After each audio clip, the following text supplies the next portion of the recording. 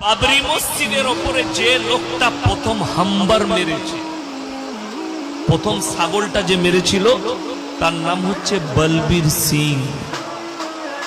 আল্লাহ কিন্তু তাকে ঈমান দান করেছেন, জোরে বলুন সুবহানাল্লাহ। এর পেছনে একটা ব্যাকগ্রাউন্ড আছে। কি আছে? বড় ব্যাকগ্রাউন্ড আছে। আমি আলেমটার নাম নেবো না, যেহেতু ইউটিউবে রেকর্ডিং হচ্ছে। উত্তর প্রদেশী একজন আলেম, আল্লাহ তিনার মেহনতকে কবুল করুক, বলুন আমিন।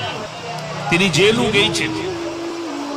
এখন আমি যদি প্রকাশ করি আপনাদের কাছে, আমার কাছে কতগুলো অমুসলিম ভাই ইসলাম কবুল করেছে, তো আমার নামে কেস কি, তাই না?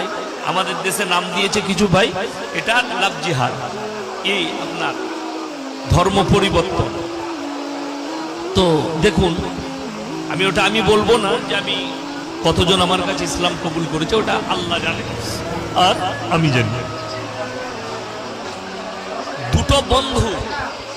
দু বন্ধু মিলে কি করেছে? বাবরি মসজিদ ভেঙেছে। বলবীর সিং এর কালকে হিস্ট্রিটা আমি বার করেছিলাম মোবাইলে। তো তার বাবা তাকে নিষেধ করেছিল, দেখ আল্লাহর ঘর, আমি অনেক হিস্ট্রি পড়েছি। বলবীর সিং এর বাবা, মসজিদ ভাঙতে যাবি না বা, তো এদের দলে যাস না। ছেলে কিন্তু আরএসএস এর দলে নাম লেখা। তার বাবা বুঝায়, বলবীর সিং এর বাবা, যে এরা খুব উগ্রপন্থী, এই দলে যাবি না, তোর পরে ক্ষতি হবে। কিন্তু বেটা তখন ডুবে গেছে কিসে? তাদের বিদ্বেষমূলক বয়ানে, বক্তব্যই ডুবে গেছে।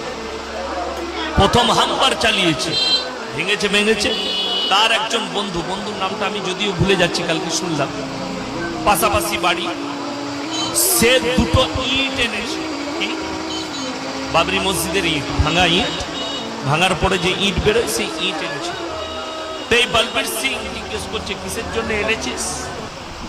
বলে ইটগুলোতে প্রত্যেক দিন সকাল সন্ধ্যা একবার করে পেশাব। জোরে বলুন নাউজুবিল্লাহ। দেখুন, আল্লাহর কুদরত ছাড়া কিছুই হতে পারে। এই ছেলেটা পেশাবও করতে লাগলো। তো বলবীর সিং এর বাবা বাবরি মসজিদ ভাঙার পরে বললে, বাপ তোকে আমি আর বাড়িতে ঢুকতে দেবো না। তার বাবা কিন্তু ঢুকতে দেয়নি, তোকে বাড়িতে চলে যাবে, তো অন্য কোথাও থাক। এই ছেলেটা বলবীর সিং বাইরে কোনো কানপুর ফানপুর কোনো এলাকায় দিল্লিতে ছিল। তো এর কাছে খবর গেল যে তোর বাবা মারা গেছে। এর বাবা বলেছিল, আমার আন্তিক সংস্কার করার জন্যে আমার ছেলে যেন আমাকে আগুন না দেয় এবং